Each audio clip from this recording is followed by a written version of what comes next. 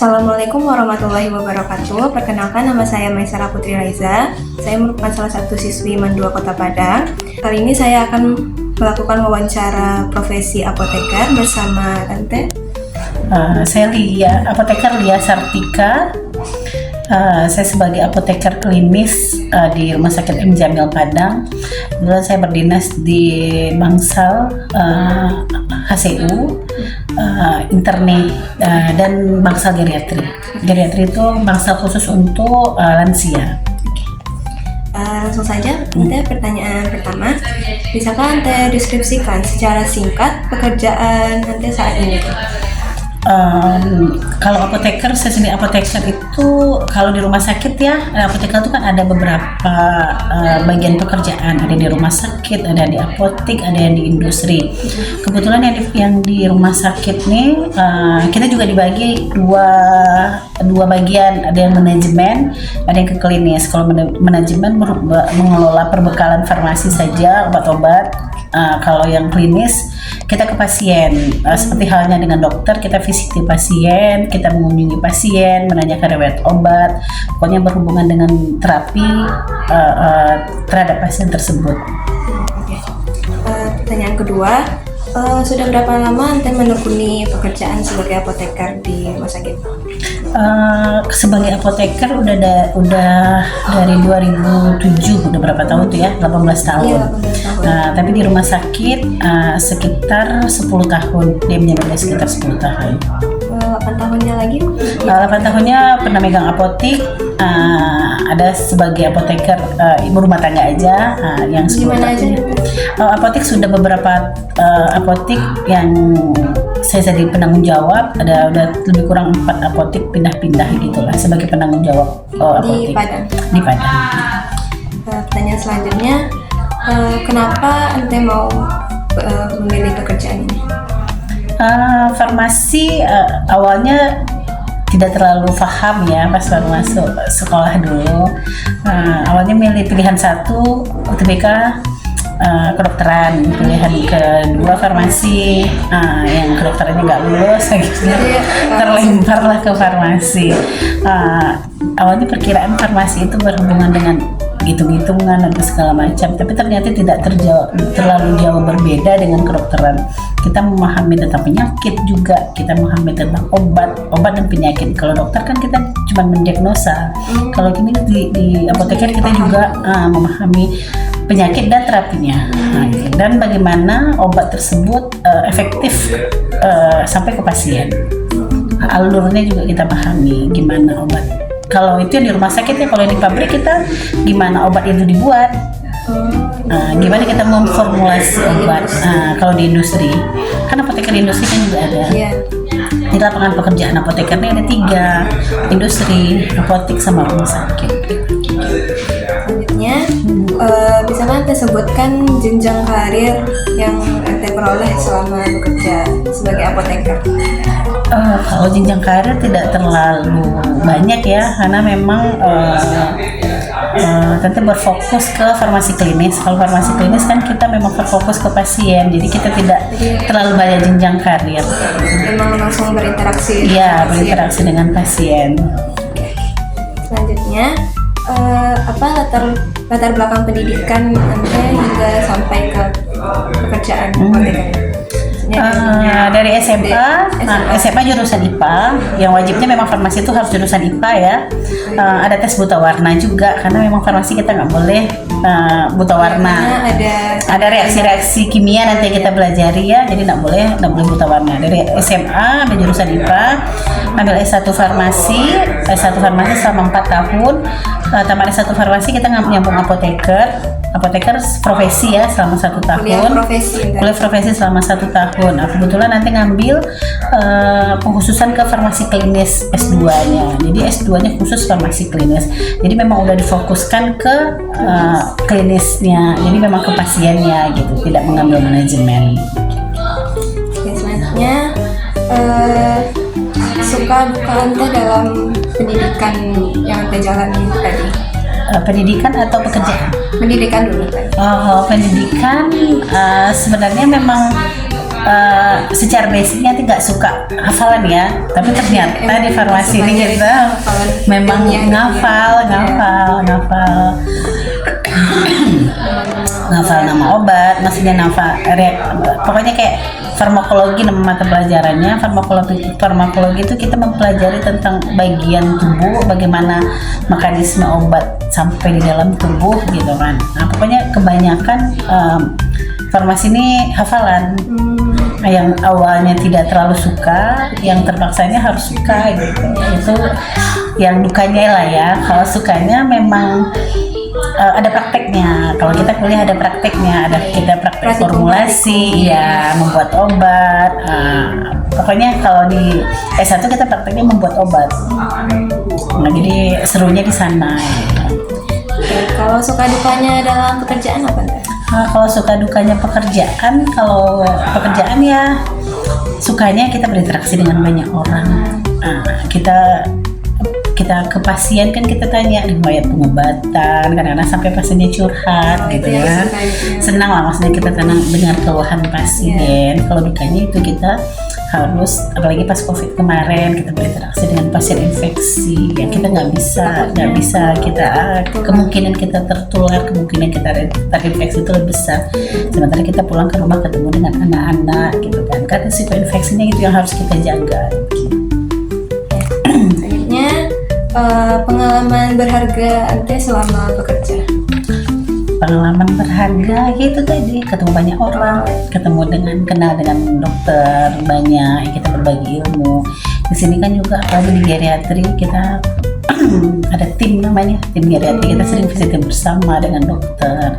Kita menangani satu pasien bersama-sama dengan dokter, dengan gizi, dengan perawat. Nah, kita sering sama-sama melakukan asuhan, namanya asuhan farmasinya kalau untuk farmasi, asuhan keperawatannya kalau untuk keperawatan gitu kepada pasien sampai pasien pulang sehat. Itu satu kebahagiaan. Pasien masuk kondisi berat, dia pulang dengan kondisi sehat, itu satu kepuasan sama kita ya. Apalagi dengan keluarga, lihat keluarganya bahagia, orang tua atau anaknya. Jadi kita ikut bahagia. Ya alhamdulillah. Oke. Selanjutnya bisakah Ante sebutkan skala penghasilan yang diperoleh? Kisaran berapa? Kalau untuk penghasilan, nama PNS sudah jelas ya, gajinya udah jelas gitu kan. Tapi kan di rumah sakit kita ada namanya tunjangan kinerja. Nah, jadi ada tunjangan kinerja itu tuh berdasarkan dari pendapatan rumah sakit. Kalau untuk profesi apoteker sendiri, nanti dengan teman-teman yang lain 10-15 lah. Ya, Lumayan. Iya. Nah, tapi kan itu beda juga. Maksudnya kalau apoteker dari rumah sakit pemerintah, ini kan kita kalau di MJM kan kementerian, di bawah naungan kementerian, dengan apoteker di rumah sakit RSUD yang di bawah Pemda itu beda. juga Nah, karena tunjangan remunerasi namanya di sini beda. Maksudnya kita dari Kemenkes, yang mereka dari daerah gitu. Jadi maksudnya mungkin lebih besar kita yang dari kementerian. Oke. Selanjutnya apa motivasi terbesar Ante untuk tetap semangat menjalani pekerjaan ini? Ya, itu tadi, lihat pasien pulang dengan sehat, sembuh gitu kan, sementara masuk kondisinya penurunan kesadaran atau apa kan. Jadi rasa ingin membahagiakan. Iya, ada kepuasan gitu lah. Kalau pasien kita berhasil kita sembuhkan gitu kan, ya kan tidak terlepas dari kerjasama dengan tenaga kesehatan lainnya juga. Nah, jadi satu kepuasan lah kalau kita bisa lihat senyum dari pasien, senyum dari keluarga pasien, itu udah suatu kepuasan gitu. Sebagai motivasi. Iya, motivasi untuk maksudnya bekerja lebih bagus lagi. Kan di sini nih apa namanya, ilmu kedokteran, ilmu farmasi itu kan berkembang selalu ya. Bisa jadi misalnya obat yang ini sekarang tidak bisa digunakan untuk ini, tapi besok beda lagi gitu. Jadi ilmu itu harus update Tergantung kondisi. tergantung kondisinya juga.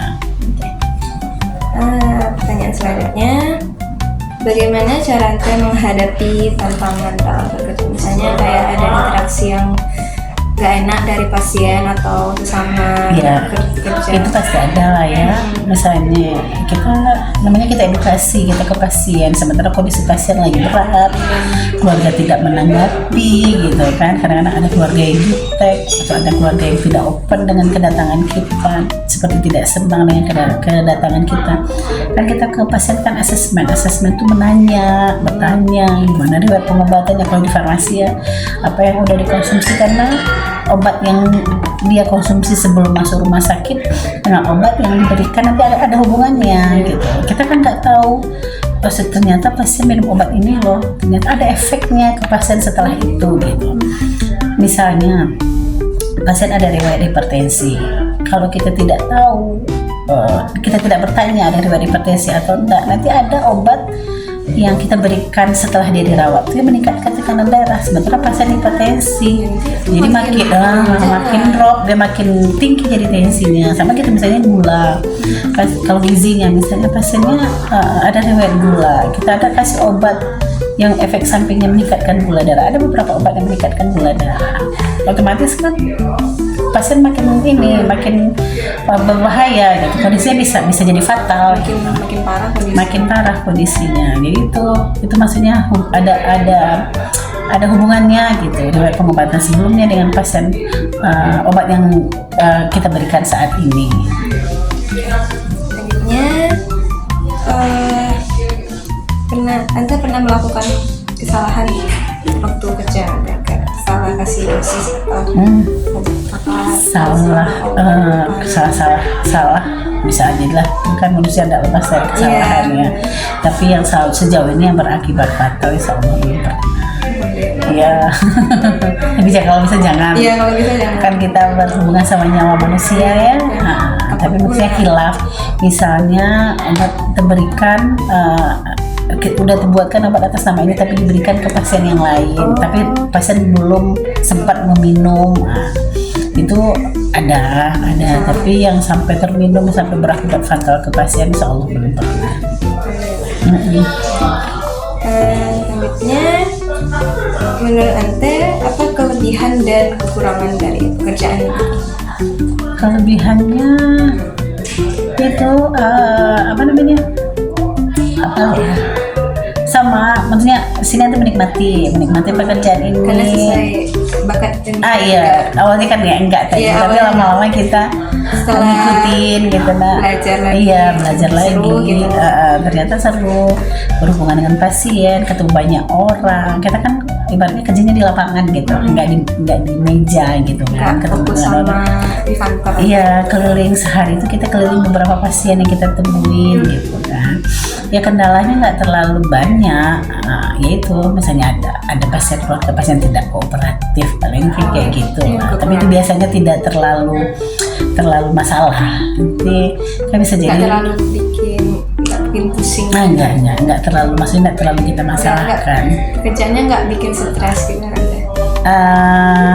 Enggak sih, enggak terlalu bikin stres. Enggak, tapi ya stresnya kalau pasiennya lagi banyak guys. Iya, sampai bawa ke rumah kayak udah pusing kali kerjaan. Enggak. Jadi enaknya kalau kita ke pelayanannya hari itu selesai habis, kita nggak bawa ke rumah. Kecuali kita di belakang meja kan ada lemburnya. Kalau ini nggak ada lemburnya, kerjaan hari itu selesai hari itu gitu.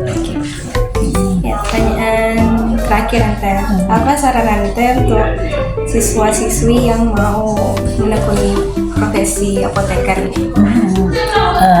Untuk adik-adik lah ya yang mau masuk, yang berminat untuk kuliah di farmasi itu seru. Apalagi maksudnya kuliah satunya tuh kita banyak praktek. Kan lapangan pekerjaan untuk apoteker tidak di rumah sakit saja, kita bisa di apotek, kita sebagai penanggung jawab apotek, kita sebagai apoteker yang profesinya ya, sebelumnya kan sarjana farmasi. Kalau sarjana farmasi kan sekarang kan tidak dipakai untuk harus ngambil profesi gitu. Tidak, maksudnya nanggung masuk di situ kita untuk terima CPNS atau apa, nggak ada. Harus ambil profesi apoteker.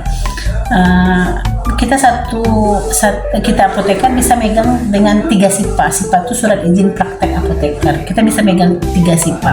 Kita bisa sekarang kondisinya megang rumah sakit sama megang apotek. Jadi Ate bekerja di apotek juga. Ini megang Megang tempat. 2, dia bisa 3. Iya, Bisa satu 3. lagi di industri, kan? Enggak, sekarang nanti baru 2, cuma 2.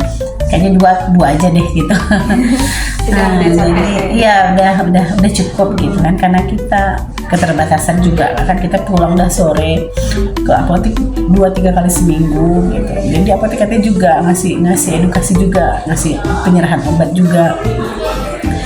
Jadi ya itu belajar yang rajin, karena untuk SNBT ya, kalau farmasi apalagi UNAN misalnya lumayan tinggi ya scoringnya ya. Kita dulu SMP UTBK kan? Anti swasta, S1-nya swasta, apoteker di Stivi dulu, farmasi di Sipakalumpang, Upertis sekarang.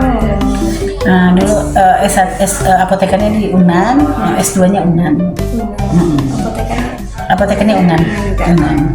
Jadi memang lumayan susah untuk masuk farmasi, skor UTBK-nya lumayan tinggi. Jadi mulai dari sekarang belajar. Kalau misalnya jurusan IPA harus suka biologi, kimia. Itu yang biologi, kimia, matematika lah ya. Nah itu yang harus kita kuasai gitu. Kuliahnya seru, maksudnya kalau ndak pelan-pelan kita bisa. Memang banyak hafalan, tapi pelan-pelan kita bisa. Kalau kita Kalau suka, hafal tuh gimana Teh? Bikin pusing nggak? Stres nggak? kalau tadi sendiri nggak suka ngafal gitu, tapi Iya. ya terpaksa gitu kan. Akhirnya bisa juga. Bisa, ya, kalau dipaksa kalau kita ujian kan bisa. Tapi memang Kalau ada keinginan tuh bisa. Ya pasti bisa. Jadi gitu, harus rajin belajar. Semangat untuk UTBK atau SNBP juga ya. Kalau SNBP kan nilainya harus Nilai rapor. nilai rapor ya. Nah, gitu aja. Sekian wawancara profesi dari kami. Assalamualaikum warahmatullahi wabarakatuh.